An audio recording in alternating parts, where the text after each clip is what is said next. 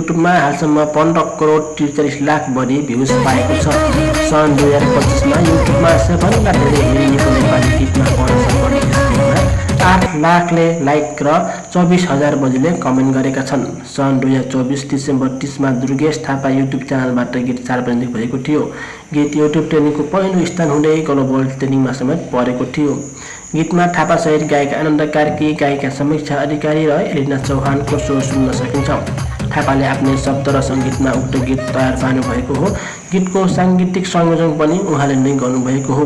गीतको भ्युजको म्युजिक भिडियोमा थापा सहित कलाकार अभिनेत्री प्रियंका कार्की, डान्सर मोडल कविता नेपाली, पेमा लगायत अभिनय रहेको छ। दुश्मन हेरेको सफलताले आफ्नो साङ्गीतिक करियरलाई नै नयाँ मोड दिएको गायक थापा बताउनुहुन्छ। यो गीतको सफलताले मलाई पनि थप उचाइ दिएको छ, नयाँ ऊर्जा पाएको महसुस गरेको छु उहाँले